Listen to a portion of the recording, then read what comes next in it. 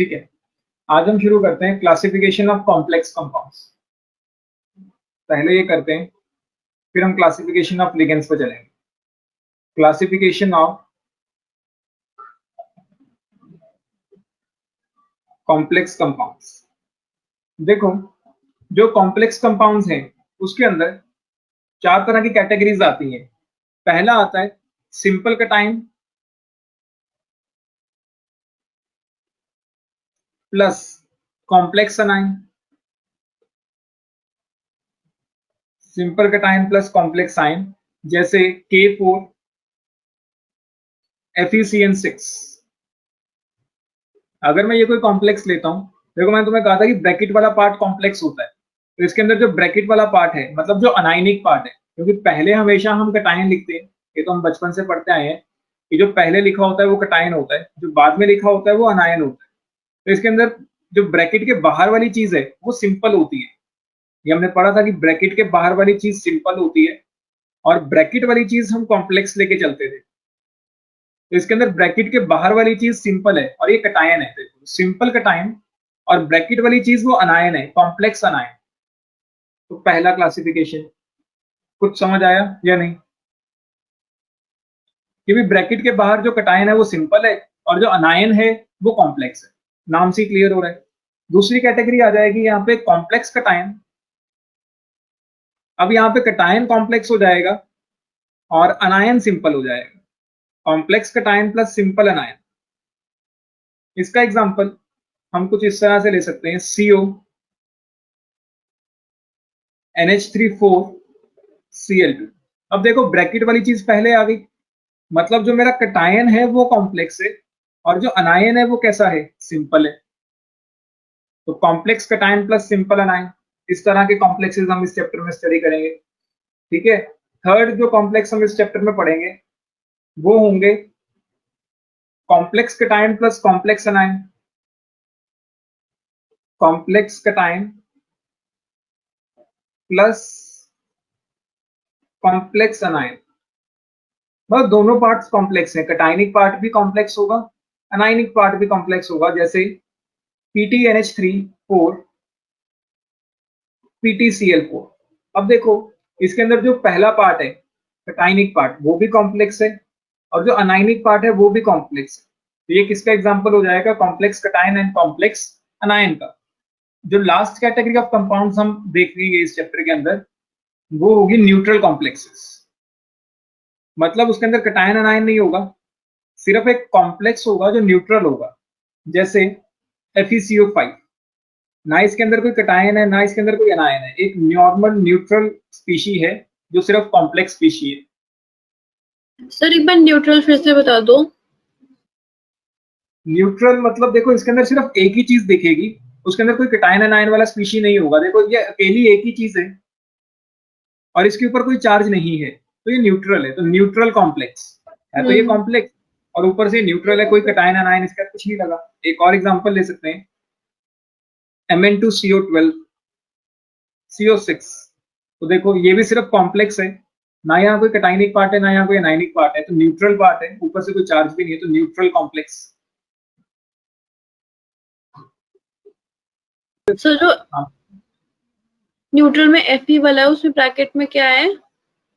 Bracket में कुछ भी नहीं है, FeCO कार्बोनिल, जो यहाँ पे CO। अच्छा ठीक है। CO capital O carbon monoxide, ये वाला CO नहीं है, ये कोबाल्ट होता है। हाँ सर, वही पूछना था क्योंकि वो लग रहा था ना थोड़ा सा, इसलिए।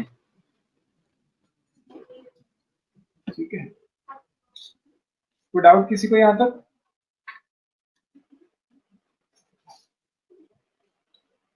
ठीक है, अब यहाँ से हम चैप्टर शुरू करते हैं, main chapter classification of ligands से। मैं तुम्हें नेमिंग खुद सिखाऊंगा। तो क्लासिफिकेशन ऑफ लिगेंड्स, तो पहली क्लासिफिकेशन है on the basis of charge.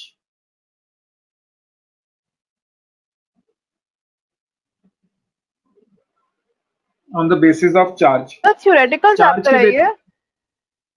नहीं, समझने वाला चैप्टर, बहुत अच्छा चैप्टर है, प्यारा सा चैप्टर है, अगर तुम समझ लोगे। मतलब ऐसा कुछ नहीं कि इसमें रट्टे वाला कुछ है, कुछ भी नहीं है रट्टे वाला। बस लिगेंड्स के नाम जरूर याद रखने हैं, चार्ज याद करना है। अगर तुम्हें लिगेंड्स के नाम, चार्ज और उनकी डेंटिसिटी याद हो गई तो चैप्टर बहुत आसान है, क्योंकि आगे का पार्ट इन 3 चीजों के बिना नहीं चलेगा। तो जब भी अब मैं तुम्हें लिगेंड लिखवा रहा हूँ, तुम्हें 3 चीजों पे फोकस करना है। एक तो लिगेंड का चार्ज हमेशा याद होना चाहिए तुम्हें। अगर तुम्हें इनमें से कुछ भी याद ना हुआ तो तुम आगे का चैप्टर पे प्रोसीड नहीं कर पाओगे। चार्ज लिगेंड पे, लिगेंड का कोऑर्डिनेशन नंबर मतलब उसकी डेंटिसिटी, कितने कोऑर्डिनेट बॉन्ड वो बनाता है, डेंटिसिटी क्या होती है हमने पिछले वीडियो में देखा था। अनायनिक लिगेंड्स, अनायनिक लिगेंड्स में जब भी तुम्हें नाम लिखना है तो in naming of such ligands, in naming of these ligands, E is replaced by O. E is replaced by O. जैसे अगर पहले आइड आ रहा था तो वो आइडो हो जाएगा। अगर पहले कभी आइट आता था नाम लिखते हुए, आइटो हो जाएगा। अगर पहले एट आता था तो एटो हो जाएगा। एग्जाम्पल से देखते हैं, मैं समझता हूँ कि तुम्हें थोड़ी सी दिक्कत आई होगी इसमें कि क्या है। जैसे पहले OH नेगेटिव ले लेते हैं एग्जाम्पल, नेगेटिव लिगेंड्स के केस सर ये टेबल में सब करा तो हुआ है।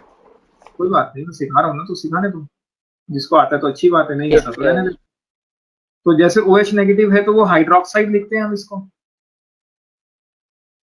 तुमने बस कुछ नहीं करना, ई हटा के उसकी जगह O लगा देना है, तो इसका नाम क्या पड़ जाएगा, हाइड्रोक्सिडो।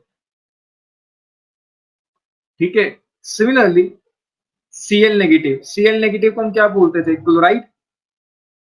अब इस चैप्टर में इसको हम क्या बोलेंगे, ई हटा के O लगा दो, क्लोरिडो। 2005 से पहले इसको हम क्लोरो भी बोलते थे, तो हो सकता है जो मैंने असाइनमेंट दिया उसमें क्लोरो लिखा हो, लेकिन जो लेटेस्ट कन्वेंशन है उसके अकॉर्डिंग इसको क्लोरिडो बोलते हैं।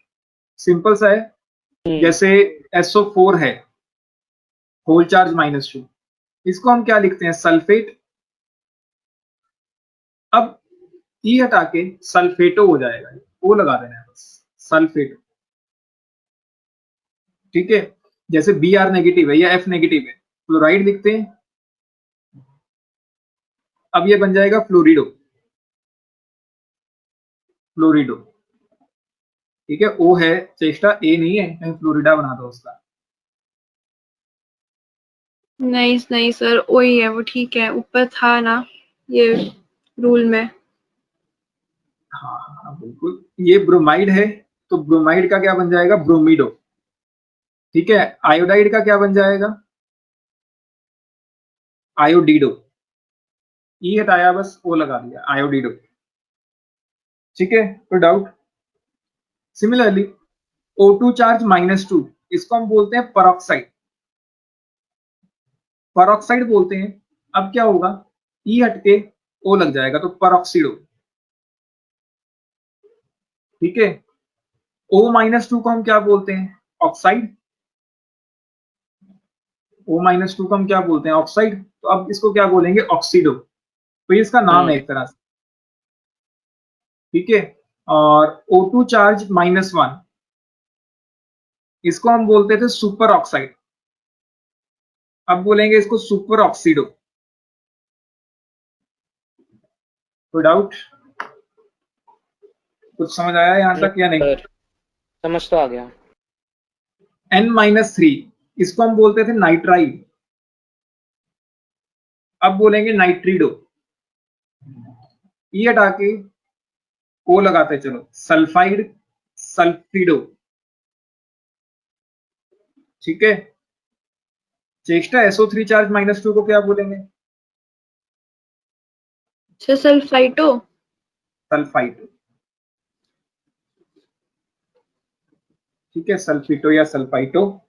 सर N3-1 को क्या बोलेंगे, उसका मेरे को वैसे नाम नहीं याद। एजिडो, अजाइड होता है वो। C2O4 चार्ज -2, मन्नत इसका नाम क्या होगा, बानी। क्रोमेट, इसका ई हट के O लग जाएगा। नहीं, क्रोमेट नहीं है, ये ऑक्सलेट है। C2O4 चार्ज क्रोमेट कौन सा था फिर वो तो CRO था, क्रोमियम तो है ही नहीं यार, तो सच। ये ऑक्सलेट है, तो ऑक्सलेटो, जिसको हमने पिछली क्लास में OX से डिनोट किया, ऑक्सलेटो। जब NO2 -1 की बारी आती है, यहाँ पे इसका नाम क्या होगा? नाइट रीटो। ये यस गलत है, सर। ये गलत है। नाइट्रीटो क्यों? हम इसको तो नाइट्राइट ही बोलते हैं, तो फिर नाइट्रीटो गलत क्यों है? हम इसको तो नाइट्राइट ही बोलते हैं ना, तो ई हटा के ओई तो लगाया जो हम कह रहे हैं। तो ये गलत क्यों हो गया? क्योंकि ये एक एम्बिडेंटेड लिगेंड है, इसमें ऑक्सीजन भी जाके बॉन्डिंग कर सकता है, नाइट्रोजन भी जाके बॉन्डिंग कर सकता है। अब अगर नाइट्रोजन जाके बॉन्डिंग करेगा तब हम उसको बोलेंगे नाइट्रो। जब दो या दो से ज्यादा कोऑर्डिनेटिंग एटम साइट्स होती हैं लेकिन बॉन्ड एक ही बनाता है, तो उसको हम बोलते हैं एम्बिडेंटेड लिगेंड्स। ये हमने पिछली क्लास में किया कि एम्बिडेंटेड यस लिगेंड्स सर। क्या होते हैं कि जैसे यहाँ पे नाइट्रोजन के पास भी लोन पेयर है, तो वो भी एक लिगेंड की तरह काम कर सकता है। ऑक्सीजन के ऊपर नेगेटिव चार्ज है, तो वो भी एक लिगेंड की तरह काम कर सकता है। अगर नाइट्रोजन जाके कोऑर्डिनेट बॉन्ड बनाता है तो उसको हम बोलेंगे नाइट्रो, या फिर इसको हम पहले बोलते थे एन नाइट्रीटो, कि नाइट्रीटो ही रखते हैं, बस उसके आगे एन लगा देते हैं। दोनों सही है, जो मर्जी कर लो। ये पुराना कन्वेंशन है, ये नया है। ठीक है। वहीं पे अगर तुम्हें कभी भी ONO लिखा हुआ दिखे, ONO का मतलब ये है कि भी ऑक्सीजन ने जाके बॉन्ड बनाया, ONO-1, तो इसको अब हम बोलते हैं नाइट्रीटो। इसको नाम दे दिया गया नाइट्रीटो, ऊपर वाले को नाम दे दिया गया नाइट्रो, तो ये स्पेशल है। या फिर इसको हम बोल सकते हैं ओ नाइट्रीटो, मतलब ऑक्सीजन ने जाके बॉन्डिंग की है नाइट्रीटो। ये पुराने कन्वेंशन है, अगेन सही है, ऐसा नहीं कि आज गलत हो गए हैं ये नए वाले हैं, नाइट्रो एंड नाइट्रीटो।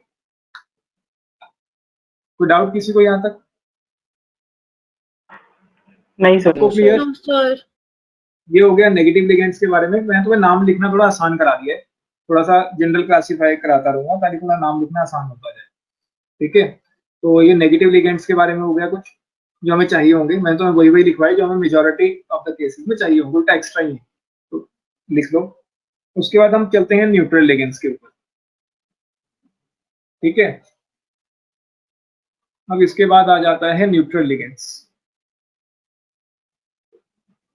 न्यूट्रल लिगेंड्स में कईयों को हमने कुछ स्पेशल नाम दे रखे हैं, कईयों को हम जो नॉर्मल मॉलिक्यूल का नाम है उसी से डिनोट करते हैं। जैसे अगर मैं NH2 लेता हूं तो इसको हम क्या बोलते थे? हाइड्राजीन।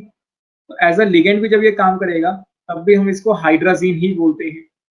इसके अंदर दो डोनर साइट्स हैं, लेकिन क्योंकि अगर दोनों साइमल्टेनियसली भी काम करें तब भी 3 मेंबर की रिंग बनेगी जो अनस्टेबल होगी, तो इससे एक टाइम पे एक ही डोनेट करेगा, तो हाइड्राजीन। ठीक है।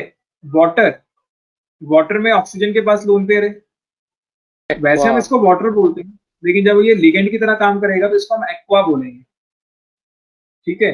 O2, वैसे हम इसको ऑक्सीजन बोलते हैं, जब ये लिगेंड की तरह काम करेगा तो इसको हम डाई ऑक्सीजन बोलेंगे। N2, वैसे हम इसको नाइट्रोजन बोलते हैं, लिगेंड की तरह जब ये काम करेगा तो इसको डाई नाइट्रोजन बोला जाता है। ठीक है।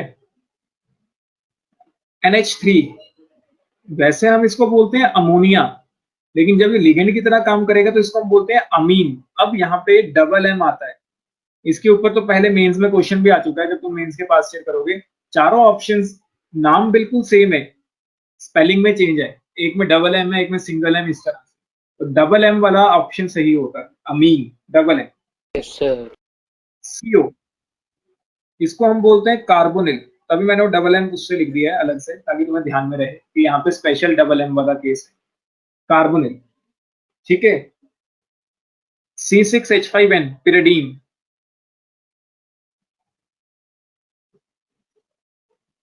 पिरिडीन, ये तो हमने ऑर्गेनिक में बहुत बार पढ़ा है, ये होता है हमारा पिरिडीन, C6H5N, और इसको शॉर्ट में हम PY लिखते हैं।